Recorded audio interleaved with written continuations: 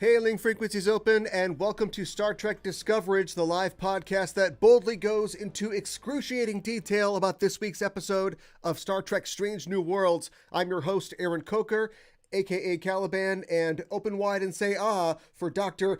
Beat Your Ass. Take two of these.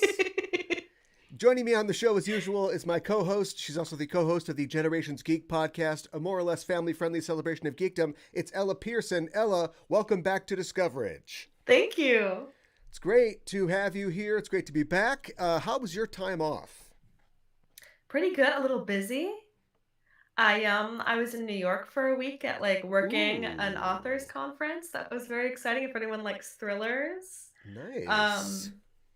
Yeah, that was good. Otherwise, just enjoying Thursday nights off. For the past 5 years, our Thursday nights are frequently taken up. Yeah. Week 137 of Trek week. When you say New York, do you mean where in New York? Like downtown or? Oh, the Sheraton Times Square. Really? Wow. Mm-hmm. Yes. So yeah, right in the heart of it all. Yeah, kitty corner to the cheapest drink in Times Square, maybe all of Manhattan, which is the Times Square Shake Shack. $10 for a can of Shake Shack wine. Nice. Shake Shack wine? Oh, they have a special blend. Okay. All right. Huh. Interesting. Do you have to, do you order it and then you get the little thing and you go sit down and then it vibrates and, oh, my wine is ready. You go get the wine. Yeah, it comes in a can. The vibe is very chaotic, but I do think that it is the cheapest drink maybe in New York. You can get in New York, yeah. I mean, it was $10. It's not bad. Certainly better than the $19 G&T at the hotel bar. Oh, but authors can drink. Authors can drink, so you have to keep up. It's important. They certainly can. Yeah. Where do your ideas come from? A bottle. That's where they come from. This is the part, boy, we're kind of shaking off the rust, getting back into it. Yeah. But I know that this is the part of the show where we talk about news in the world of Star Trek. And in the world, the actual real news that we need to talk about is that Peter Jackson has apparently met with Warner Brothers execs about new Lord of the Rings films. So nothing to say. We don't know in what capacity. But Warner Brothers CEOs Michael DeLuca and Pam Abdi. Michael DeLuca, fun fact, wrote the Voyager episode Threshold. They have met with him. They went to New Zealand and they met with him, and they are not saying a lot. They're not being hush hush, but they're not saying much. They're just saying essentially that they want to keep the series on track. So we don't know if it's like a blessing, handing the baton off, or if it's, do you want to do one of these, or in what capacity. But they're going to Mr. Lord of the Rings himself and getting his advice. Here's the thing with Peter Jackson is that he did The Lord of the Rings, but then he also did The Hobbit. He did. So very conflicted feelings. Very conflicted. And I think also it's important I don't want them to have a pissing contest with Amazon. Yeah. About who's making the best. Now Amazon's got this good show going. I don't want them to be well, look what we can do. Yeah. Because I feel like that's what happened with The Hobbit. It was look what I can do. I've got my little fingers in the appendices. Somewhere it says something about a worm. It's please. Yeah, let's tell the origin story of Mithril. How did that come about? Yeah. Yeah. Yeah, I don't, it is weird, and it's weird to think, the more we get this consolidation of IP, and Disney owns so much, and Warner Brothers has always really owned a lot of stuff, and that now Amazon wants to be a player, and it's possible, it was a very successful, we make fun of the Hobbit movies, but they made a ton of money, and so it would be weird if Warner Brothers didn't want to do anything with it, but it does seem like, what? Oh, they're doing okay. We got to do something. We have to have a competing franchise. I mean, do they have the rights? I thought when I saw the Battle of Five Armies, I think Desolation of Smog, I felt like it was okay. It was fine. It was good. It was fun. When I saw the Battle of Five Armies, I was like, this is cool because they're never gonna let anybody else make a Lord of the Rings movie ever, a Tolkien movie ever again. I was like, this is great that Peter Jackson has ruined this for my lifetime. Um, and But then, we got the Amazon show. But yeah, the but Amazon does show, like, they have to be very careful, from what I understand, to not overlap with what Warner Brothers can do or what they own. It's sort of like having Spider-Man, and he can do Spider-Man stuff and fight all the Spider-Man guys, but he can't necessarily fight a Marvel guy, And so that's kind of, there yeah. is this like firewall between them, right? I mean, Um, they, so do you think they have like leftover rights from making Lord of the Rings? If they have the right to like, if they were like, okay, we're gonna do, they probably do, and it's probably a situation where they oh, have to not a make prequel, something. Well, they have. please, not a prequel. Wow, a Beorn solo film. He's out there. He's being a bear. Um, Having like they have to do something to like keep it fresh, don't they? There's some kind of rule where every 25 years or something you have to do something with a thing, or then it sort of kind of Oh, to goes up keep the rights. for sale again. Yeah, But is that like everything? Like, would they, do you think the Tolkien I don't know. estate would have had, I feel like they are really specific with what they give away. That's And true. obviously they've given a bunch of rights now to Amazon, which I think is due in part to the change in power within um then I'm blanking on the name of like The people at Warner uh Brothers. no, of the Tolkien estate. I think it's Oh, just the right, Tolkien right. estate, right? Yeah. Um Yeah, it's possible. As far as Warner Brothers goes, like they're aware of, you know, having to keep IP fresh. They had wanted to make a Matrix for years and years, and just always knew that it really wouldn't really work without the Wachowskis involved. And then they got one involved, and we got what we got. So I don't think they were super happy about that. But I think that they are always kind of every 10 years or so. They're like, do we do something with this? And so this is the next phase, I think. But I do also think that they see Amazon, coming up on their right. So I don't know what they would do. Like if Amazon is doing Silmarillion stuff, like can they do that then, or do they do, the Frodo, the Lost Years, for teenage Frodo, his parents are killed in a boating accident. It's horrible. What do they do? I don't know. I mean, It's I would it's weird. kill for like a movie just set in the Shire, but I would That could be be too good. afraid. I would be too afraid that because Peter Jackson, even with the Lord of the Rings, um he has a little bit of like college boy humor left in him or something, like the like like I don't want to watch a movie that's set in the Shire and have 30% of the humor be like fart jokes. Yeah, Like, yeah. respectfully to Mr. Jackson, he makes a good movie, he makes a great movie. That's the Gaffer's blend. Yeah, yeah. And I Uh, love, exactly, and I love King Kong and I think he's very talented, but like let's be real about like Gimli in Lord of the Rings, you know? what about this? How about this? A Shire murder mystery, right?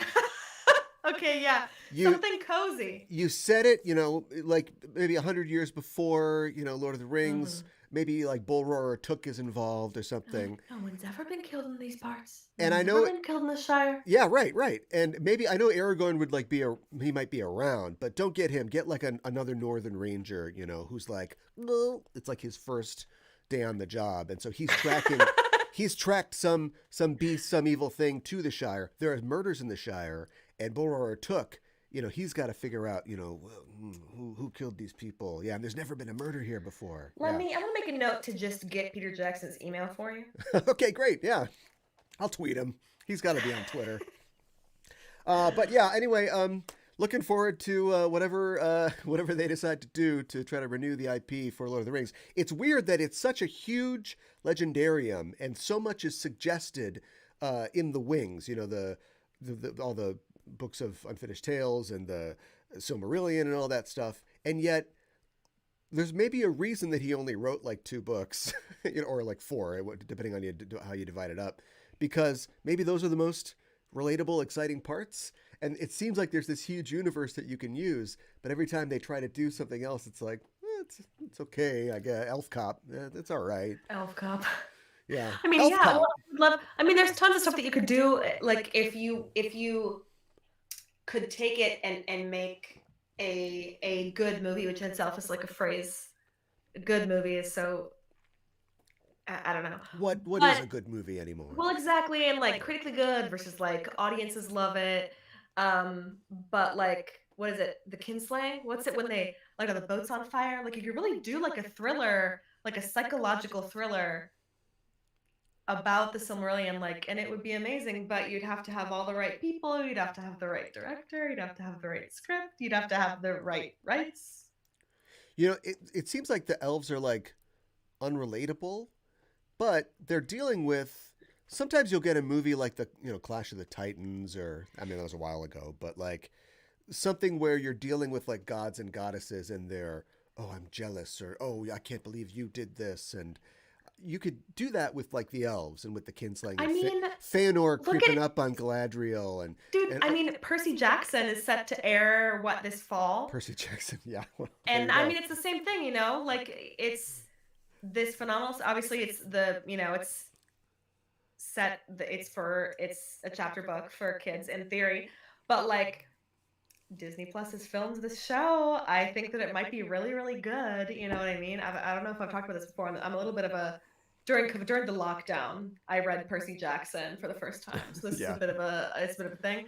But it's the same thing, you know. It's like you've got the gods, you've got the demigods, and it's so I felt like it's very, very similar to you saying like elves can be a little bit they're because they're a little bit godlike. They're a little bit they've got the light of the trees around them a little bit. Yeah. But it still makes like amazing content. I don't know, it's a little relatable. I don't know, because you could also be like, oh well, Vulcans are not relatable, but they're That's still true. like But there is no they still Vulcan are show. fantastic to watch. There isn't a show that's just Vulcan stuff. Like it would be all the scenes would be like the first the first part of the motion picture where it's like, oh Spock, you're too emotional, or like those Enterprise episodes where T'Pol goes back to her home planet and she brings like her boyfriend trip with her. Who is this guy? But how good, how good and funny are those episodes? Like I love those episodes. Yeah, they're okay. Bring an elf to the future world. He goes through a time portal and he ends up in 21st century New York, and he's like, "What is this shack that you?" It's like when Captain America wakes up in Times Square. Yeah, right. Yeah, well, it's a lot more M&Ms here than when I was a kid. Yeah. Well, anyway, that's enough of our Lord of the Rings talk. Longtime viewers will know we always like to get a little Lord of the Rings talk in there. Let's talk about real news, Star Trek news. And of course, the news is that the writer's strike, which has been going on for over a month now, has affected all Hollywood shows. It's probably going to keep these Lord of the Rings monstrosities from coming out, so maybe that's a blessing in disguise. But it's going to definitely delay some of our Star Trek shows. It's already been confirmed that Strange New World Season 3 has been delayed. It is not finished writing, obviously.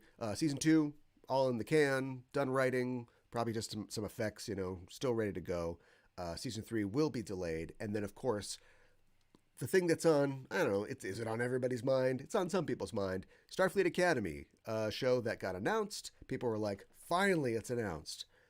Great, there's a writer's strike. So who knows when it'll come out now. They were shooting for a 2025 release date for that. And they haven't even really started writing it yet. But this will definitely push back the formation of a writer's room. They were planning to write through 2024 and then release in 2025. And that will, barring something, changing, hopefully something will change soon. That's going to delay those shows. Another thing that we're looking at, another problem that we've got, is that there is an impending SAG-AFTRA strike as well, which means actors won't be able to act in the show. So unless that gets resolved, that could push things even farther back at this point. And you may have heard Disney announced today that they are just pushing a bunch of their stuff back. There could be a lot of reasons for why they're deciding to do this, but they pushed some of their live action remakes back. They basically cleared the Marvel schedule for now, the Star Wars schedule. So this is affecting things in Hollywood. They pushed Percy? Oh, I don't know about Percy. That's probably done. It's done. It's done. It's all done. The first season's done. That's done. Yeah. And you know what? Push them. Yeah. I don't care. I've got stuff to watch. I've got stuff to watch that I haven't for years that I've wanted to watch that I haven't watched. I've got stuff to rewatch. push it, don't break the picket line. Yeah, Yeah, I don't mean, cross the picket line. it's just the way it is. I mean, if you really are worried about Star Trek and you miss Star Trek, I mean, it's you've got a voice. Support striking writers, support striking actors if it comes to And that. you can, because and my dad, well, first of all, my dad, he's not very old, but he can be like a very cute old man. Okay. Like, and that's the vibe that I wanted that and he's like, because sometimes he'll be like, today I donated so that the Star Trek writers could have ice cream on the picket line. And I'm Okay. like, that's Okay. amazing, dads. Like they deliver like pizzas and stuff. Sure. So there's always stuff like to do to help, Yeah. even if people like feel like they don't, you're not in LA, you're not like a writer, there's always something to do. So like just like, yeah, I be on want. I Twitter. I know that this probably won't affect Lower Decks, just because of the way that animated shows are produced. Their scripts are all done, and they're just animating those for the next season. It might affect Prodigy, although I think they're kind of a ways ahead as well. So we'll just have to see. You know, it's possible that for a lot of IP holders and content creators, this could be a blessing in disguise. Because you can almost, I feel like when I read that thing that about Disney, I could almost feel them kind of like relaxing a little bit, Yeah, because take a there's deep been breath. so much pressure to create, to find the new Star Wars thing that people are going to get hooked into and really like, to find a new direction for the Marvel films, which are still making a ton of money, but I think people agree that post Thanos that they don't really know what to do, and so obviously don't do this. Don't disenfranchise writers and actors so you can have a break. But at the same time, sure, use this as a chance to go, all right, let's think about where we're going. And I think that Star Trek has been doing great. They have a ton of shows on. They just had Picard season 3, broke a lot of records. And so this would be a good chance for the creative people to be like, okay, let's just center ourselves, like, where do we want to go here in the future? Yeah. Speaking of which, what do you think about and it's hard to know on the internet these days, but the apparent fan swell of support for a Star Trek Legacy show featuring, many of the characters and sort of settings from Picard season 3? I mean, I have mixed feelings. I Picard had a rocky run. I don't think I think everyone can like agree with the change in showrunners and stuff, and so I have a hard time Yeah. being like, yeah, I love that, I want that, because they had so much, it feels like to me they had so much trouble landing on what they actually wanted from Picard in the first place. Yeah. But to be like, no, let's do this, feels like, I don't need another show that doesn't have a handle on what it's doing. There's already so much, and I never thought that we would get to this point, but there's already so much Star Trek airing. Yeah.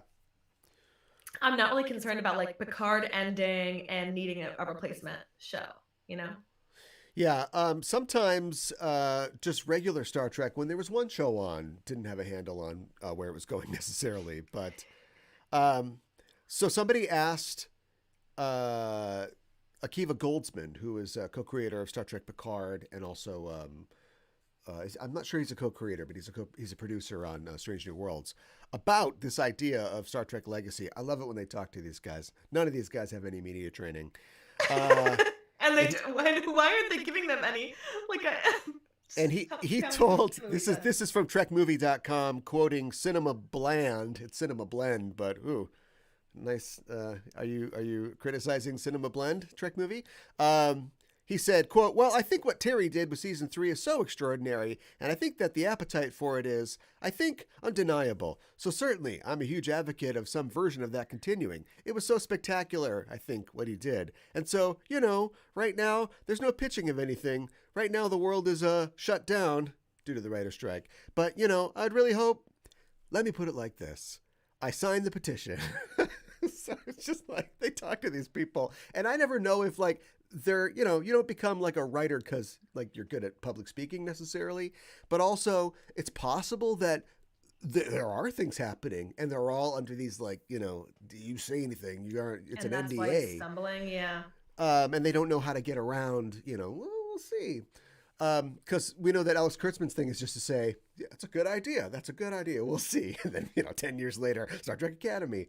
So I don't know. We'll see. I've heard that, this petition has over 60,000 signatures, and that's a lot. So it seems like people, are very positive on something like this happening. So we'll keep you updated about whether it will or not. But let's get into what we're here to talk about tonight. We've just seen the first episode of the second season of Star Trek Strange New Worlds, an episode entitled The Broken Circle, and we're here to talk all about it. But first, as always, a warning. We're setting a course for the spoiler zone, listeners, so be warned. We're glad you've decided to join us, but if you haven't seen the episode, spoilers are incoming.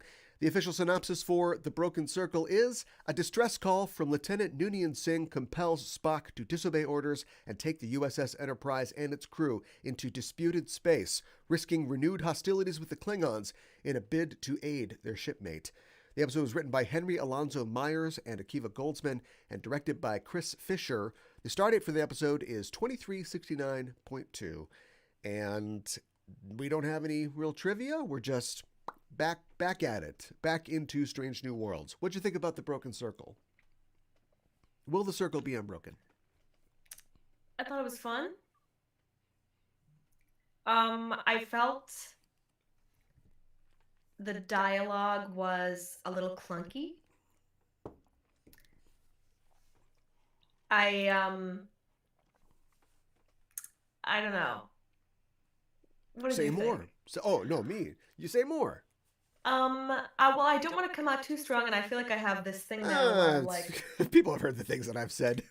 There's no way you'll... it's important to criticizing something doesn't mean that you don't like it or love it or have respect for the creators. Sure. I mean, I don't have respect for some of the creators, but yeah, you're right. You're right. I just felt like it was serving daytime television a bit. Like I felt a little bit like I was watching an episode of NCIS. Interesting. Just in terms of the procedural nature of it, or in terms... Maybe also just like the vibe I felt was confusing. Like at first I was like, we're doing a heist. Yeah. And then I was like, okay, now suddenly we're doing drugs, we're doing the Hulk drug, we're doing yeah. Like the Batman stuff. Yeah. It felt like I was like, oh, okay, now I'm watching a Marvel show for a few minutes here. No explanation. Yeah. Lots of like reaction shots I felt where nothing really happened. Lots of unnecessary quips. I don't know if they were short, but there were a lot of long holds on scenes. Yeah, where they're just like, yeah, get the camera off me. Get the camera off me. Yeah. In the middle of stealing a starship, quite a few minutes in which they're prompting Spock to have a catchphrase. Let's have a catchphrase. Yeah. Which I think is my not to be annoying, but I do, one of my least favorite things about the new Trek is this thing where they're like, and now what's your thing in the chair? Yeah.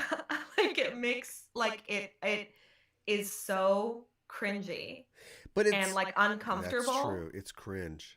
But that's them speaking. That's these 60-year-old men speaking to your generation, Ella. The post-ironic Zoomer generation that you live in. All the characters from all these franchises that we're rebooting that we focus on are all fans of the franchise. So in The Matrix, Rabbit, or whatever Jessica, what's her name's character is, she loves The Matrix. She loves, Neo, Trinity. Wow, it's so exciting. All these characters are like, I can't believe I'm in the world of Star Trek. And so focusing on this idea of like, doesn't everybody, they all got their thing that they say. That's something that the writers probably always said to themselves. Now they're taking that and putting that on stage and saying, this is the content now. So, what's your catchphrase? The Gorn. Y'all like the Gorn? Oh, the Gorn are back. Why are the Gorn back? Why are Kirk and Spock and crew so surprised to discover that there's this lizard creature called the Gorn?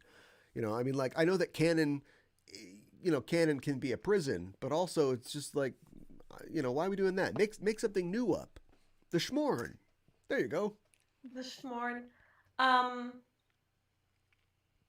yeah, it just is like, and then I mean, just even just the catchphrase thing felt like they were they were trying to make something funny by like making fun of Spock, and it's like You just don't, Ethan Peck.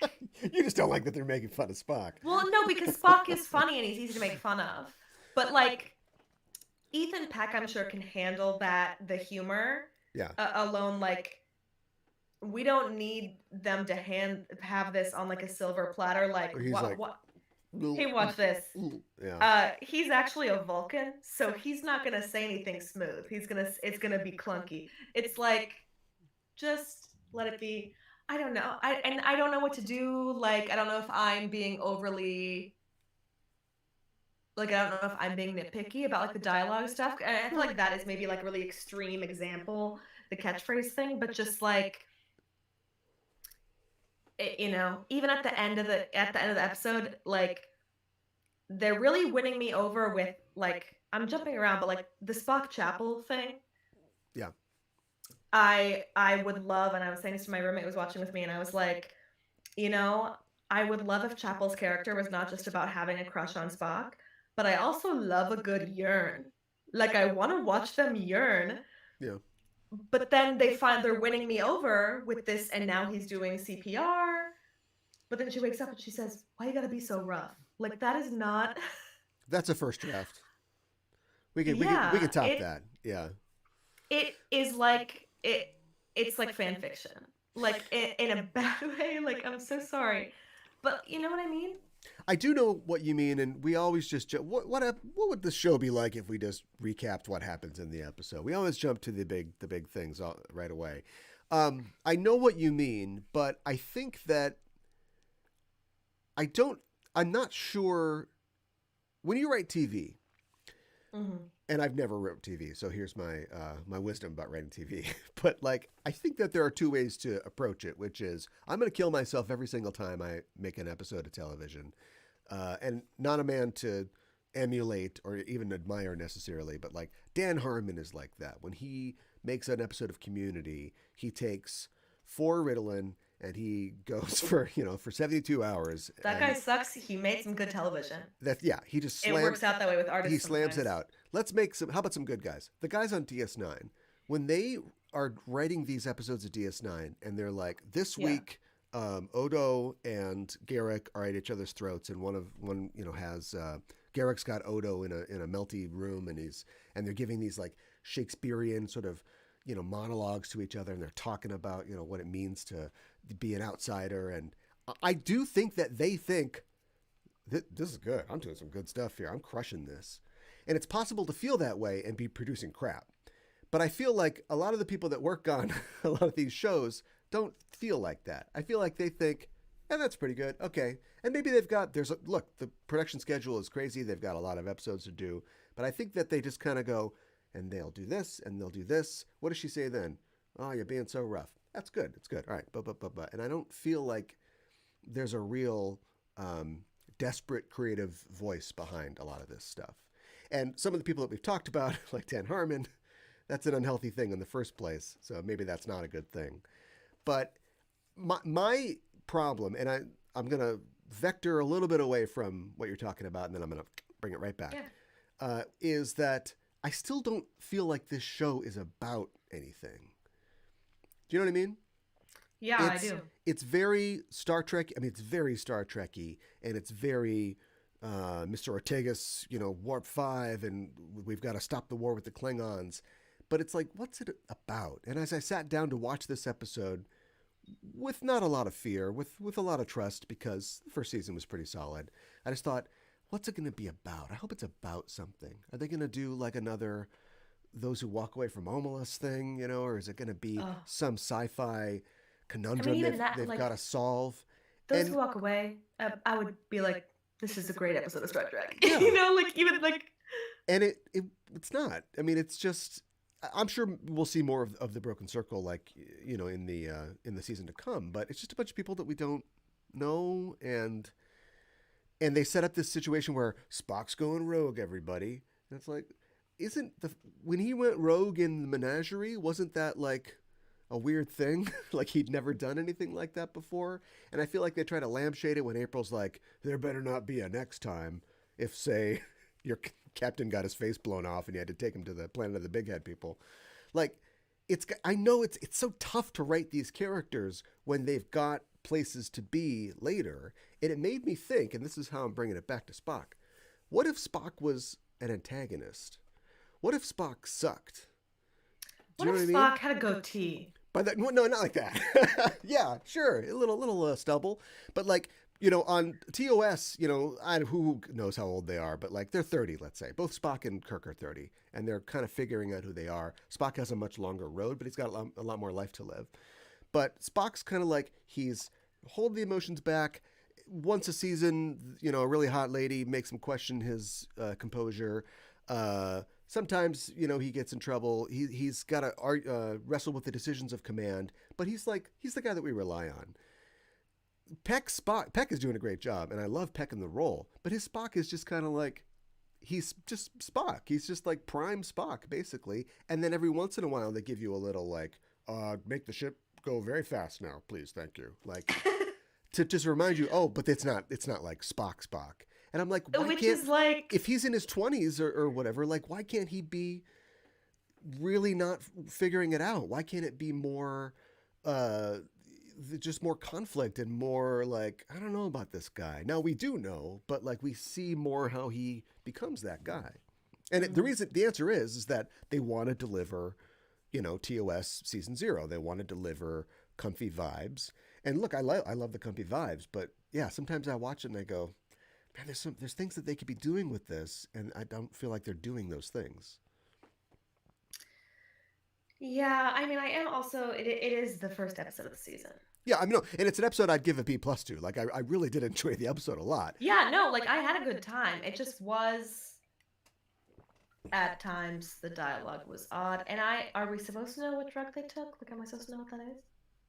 What drug? Oh, I'm sure it'll come. It's just the Federation super soldier drug. Yeah, literally. The thing What's is, the is thing that what's the thing in The Boys that Carl Urban like oh yeah, microdoses? right, Something V? the V thing. Yeah. Yeah. And I know that they'll tell us later, but I don't care. I just don't really care. Superhero drug. Yeah, the Jamie Foxx stuff.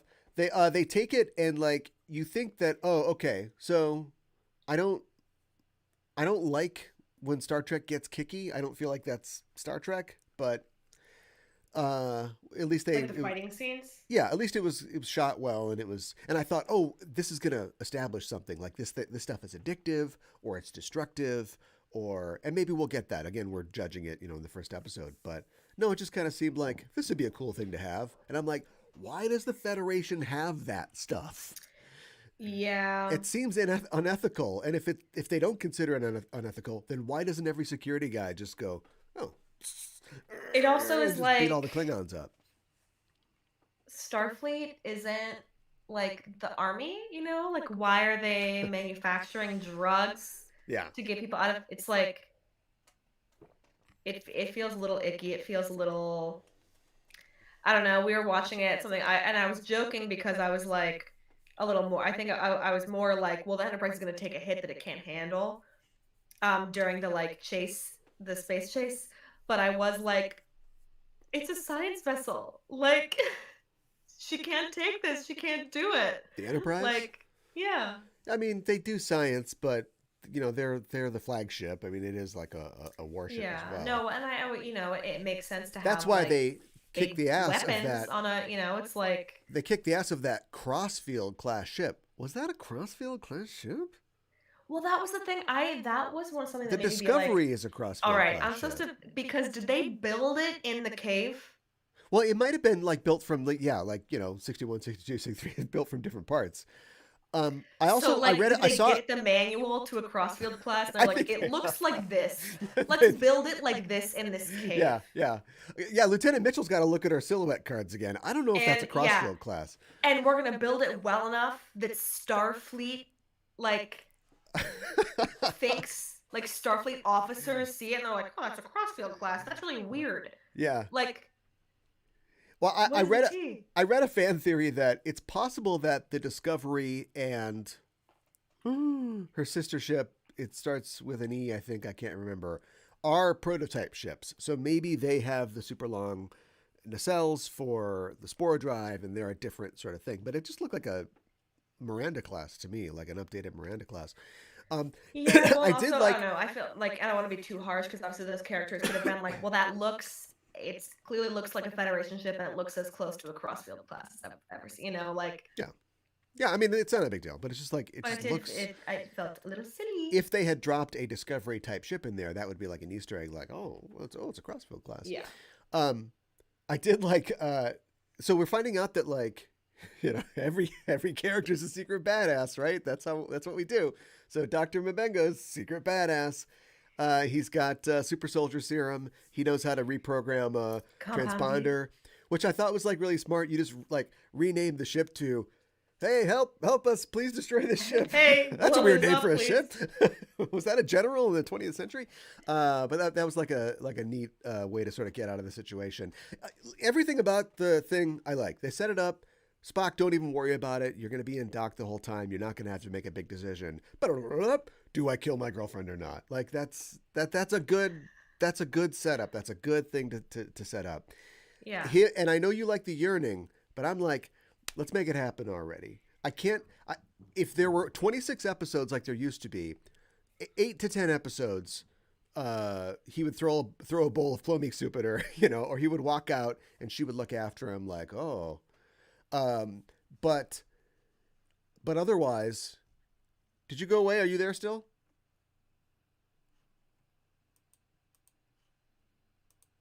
She dropped, but I'm going to bring her right back. Hi. Hi. Can you hear me? I can hear you. Okay. Okay. All right. We're back. Let me finish this important thought. Please. And so, a couple episodes every year, we would remind people, maybe a thing between them. Now there's only 10 episodes. So like every episode is 55 minutes long because it has to begin and end with bumpers about to remind you who these people are. And it's like, I can't take it. I would forget about it. And then you would remind me that's what they're reminding me before. If they're going to make eyes at each other 10 times, over the course of like 10 hours, let's just get to it already.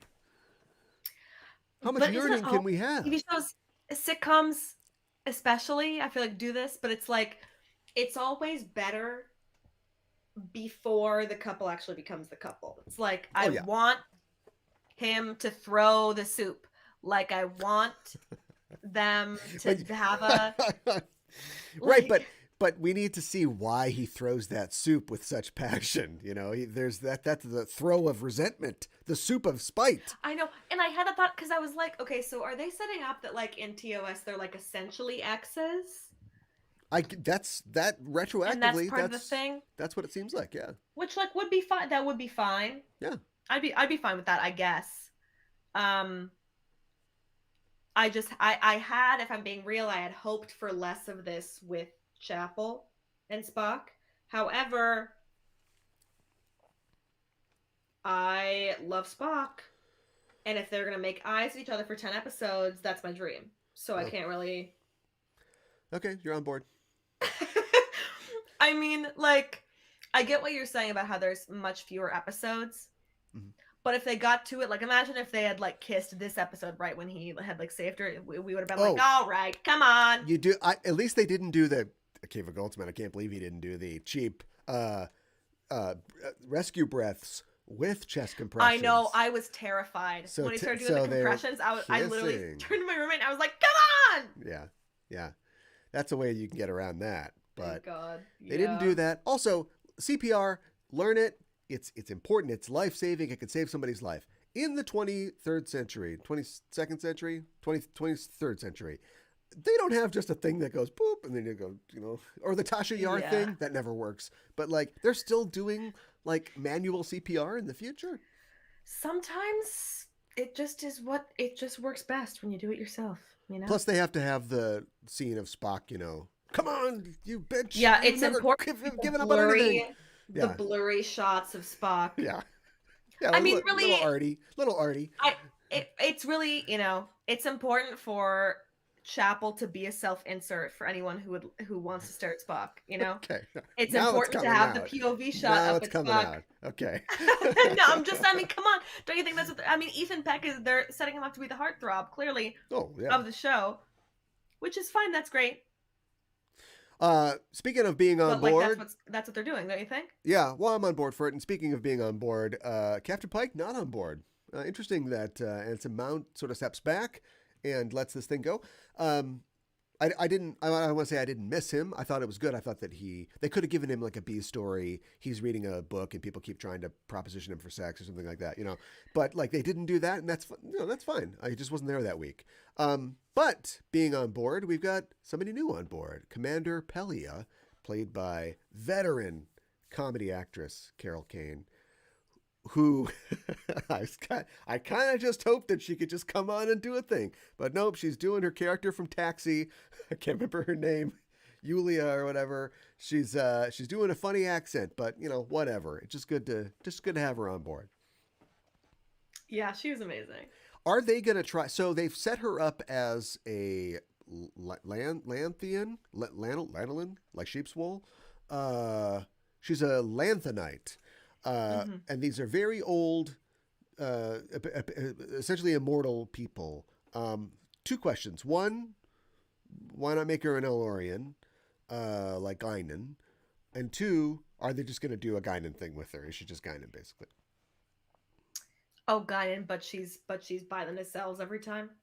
Yeah, she'll have like advice for the people. Oh, honey, don't you worry about that. Also, we could What use. else is an old woman good for? Let's be real. Let's Well, be honest with ourselves. if she could become a Zelig type character, like they've sometimes tried to do with Guinan, which is she could show up in, something that's set before this. Then, She could show yeah. up in Discovery. Yeah. Maybe we'll see her again. That'd be fun. I don't really know. Her whole thing, I kind of was like, well, let's see some of her, let's not. It's like she's the reason why they got away, and then we saw her at the end. It's like, is she gonna? If she's a recurring character, that'd be great. Maybe that's what they're setting her up for. Maybe you're right, that she'll be more like a Guinan, but Yeah. I think it'd be fun to just have her like in engineering. She's really good at engineering. Yeah. Yeah, I think if this was, old timey Star Trek and there were, more than 20 episodes, you do a whole episode where she comes on board and people are like, she's really creating friction with the captain. And then she solves some problem. And it's like, great. Yeah. But like nowadays you got to go, here are the couple things that we have to set up. Well, we'll continue those in the next episode. We'll check back in on them in a later episode. Yeah. But anyway, interesting, I think inspired casting choice. I'm glad she's there. I really hope they give her some fun stuff to do. Me too. Anything else? What'd you think about the something that we don't see a lot in Star Trek? I was thinking about this. I was literally thinking about this the other day. What was I thinking about? The fact that Star Trek is set in space, but for whatever reason... You're so right. But for whatever reason, they never deal with space stuff. They're always in pajamas. They very, very rarely wear spacesuits or go on spacewalks. They've got the spacesuits in the episode with the Defiant in TOS. I know. And then they use the spacesuits from First Contact in Voyager because they had them. But it's almost like space travel is us sitting in a hotel lobby and going, there's a lizard face guy, look out, Rarely ever are they dealing with the fact that they're in space. And you get that in the first episode of Discovery and the second episode of Discovery, where Michael Burnham has to jump, out of the prison that she's in and she goes through space. Weird scene. And you probably J.J. Abrams might have introduced it into Star Trek by doing the thing that he loves doing, where things explode and people get sucked out into space, and we lost 50 crew members there, the death toll. And I was just thinking about that, and then I watched this episode, and they literally do one of those, we've only got one thing and one other thing. A communicator and a jetpack. It's like somebody saw Guardians of the Galaxy Volume 2, I think. Do you know what I mean? I don't know why I bring any of this up. Did you think that scene held threat? I mean, we know they're going to get rescued, but did you think like, oh, Lord, this is a serious situation? I did not think it held threat. I did think Okay. I was like, all right, there's gonna be one spacesuit. Here we go. Mbenga's gonna make her put it on. Like, Yeah. I was surprised they chose that for the first episode. Yeah, there's a lot going Because on. we all know Chapel's not gonna die. And I would be shocked beyond belief if Mbenga died in the first episode of the second season, you know? Yeah. I'm still shocked that Hammer died, although I see articles about like, oh, they could bring Hammer back. Ooh, 5 reasons why Hammer's coming like, back. That was a shocking death, but it was satisfying in that way of like nobody expected it, and guess what? He's not coming back. I guess. Do you think they're gonna bring him back? Not really. No. Okay. But he was an interesting character. Yeah. It was interesting. We talk about diversity in Star Trek, and I think they've done a good job. They're committed to that, and having a visually disabled actor, I think, was really interesting. His death was kind of hackneyed in the same way that I guess I'm suggesting the we've only got one spacesuit scenario is kind of hackneyed. And it's weird that Star Trek has existed for almost 60 years and never felt the need to really do stuff like that. And now we're doing stuff like that. And is it because we want to expand and broaden Star Trek? Or is it because we are kind of out of ideas and we've just done, the transporters don't work. We got to get them to work and get them off there. We've just done all the Star Trek things already. I don't know the answer. But I wish that, and maybe this isn't the show for that, but I really wish, I say this almost every week, but I really wish that they would just find some way to really, really flip the script and really change, what we think of as Star Trek. They go to the 32nd century and they're just flying around in ships and wearing pajamas still. So I kind of want to see something really different. Oh, what'd you think about the little girl coming back? Oh, thank God they brought her back. Oh, phew. The little girl that Lon saves. Why is that the connection? There could have been any reason that she's on this planet, and they brought whose daughter is she? That's what I want to know. She's not very good. Yeah, that's right. That's right. I'm slamming a 9-year-old girl. She's not that good. I said that when she was on that other episode. I was and then like, they bring her back. Very happy. Why is she back? I'm very happy for that little girl and her family. I'm glad she found her parents. Yeah, I'm glad that the family's been reunited, but who cares? I'm glad her parents are lesbians. Seemingly lesbians for Pride Month. Happy Pride Month. Did you assume that she was going to be a man and a woman when you heard her parents? Yeah, that was fine. Anything else? I had fun. I will say, I do have something funny at the beginning of the episode when they have that line about how Spock, you're the acting captain of the Enterprise. Mm-hmm. I made this face I was like, and then my roommate who's seen very little Star Trek, turned to me and said, but like enough with her dad or whatever, like a few episodes here and there, she turned to me and she said, I love when Spock is acting captain of the Enterprise. And I said, me too. Yeah. Do you think this isn't the first time he's been acting captain? I guess it's a very critical time, but in the series, no, can't be, mustn't be. Trying to go back through Strange New Worlds season 1, yeah. Klingons. We didn't even talk about Klingons. We got Klingons. What'd you think about Klingons? Good. I'm glad that like I feel like there's always so much drama about how their foreheads look. Yeah. And so the multiple Klingons throughout the episode and all of their foreheads look different. I was like, good, show them. Yeah. I can only assume they're gonna show up more. I thought that the setup of the episode was very TOS-like in that there's hostility with the Klingons. I thought it was a neat idea. This planet, Kajitar or whatever, is like a dilithium mine. And so in order to like not fight over it, they've just said, well, you get it for a month and then we get it for a month. It's like, okay, that's an interesting thing. I could see Captain Kirk pulling up to something like this. But like, Play war with the Gorn. Fine. Please don't go to war with the Klingons again. Please, it doesn't make any sense. Come on, Is it How fine? can you fight the Is it Klingons fine? this much? They just fighty all the time. Oh, we see how Spock gets his lyre. Yeah, that was fun. Oh, I thought that was cute. I thought that was cute. Yeah. Oh, so you don't like the what's your go word, but you do like. Why don't you try playing this? It's a lyre. Okay. I don't know. When are we gonna like? I wanna see Spock playing the lyre. Let's be real. Like Yeah. I want to like that was. I'm like, oh, nice little thing. The episode dedicated to Michelle. I'm kind of like, Yeah, yeah, yeah, man, yeah. yeah. But give him the lyre. Yeah, in the chat, Mikado saying the doctor just has it lying around.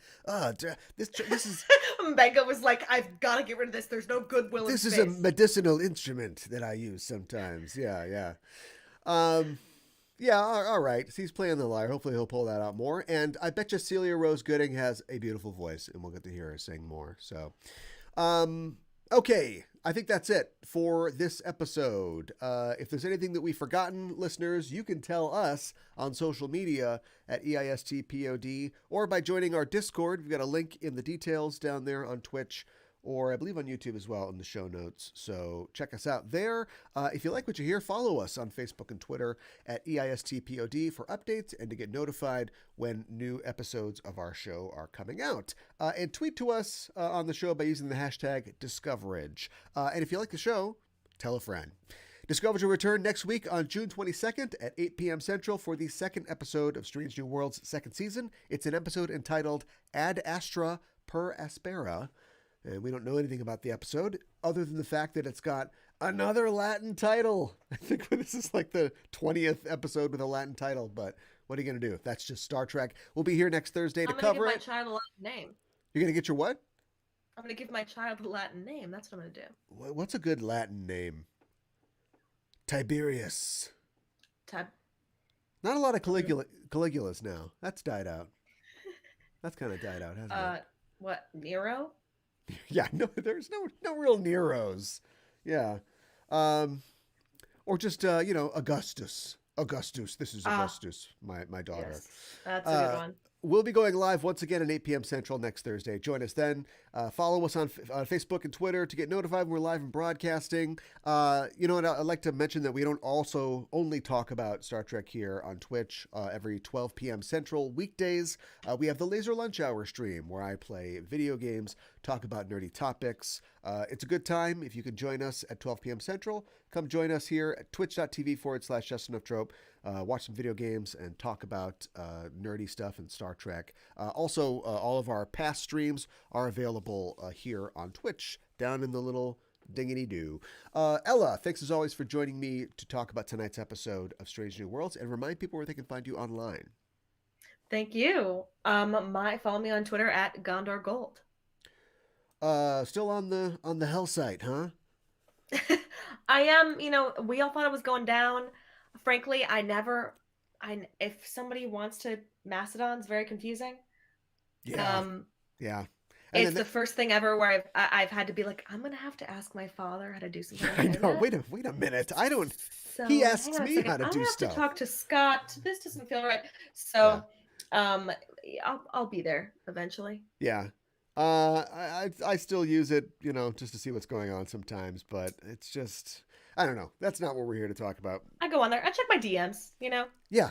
Check the DMs, and that's it. And what gifts are trending? Show me the good gifts. Yeah. That's it for. Oh no, you can find me on that site at KA1IBAN, and of course you can find all the shows on the Just Enough Trope Network at Just Enough Trope on Twitter. Thanks again, everybody. Thanks to everybody in the chat. Phantom Casual, glad you're back. Glad we're back too, Phantom Casual. That's it for us. Thanks for listening. We're signing off. This is Aaron for Ella saying, live long and prosper.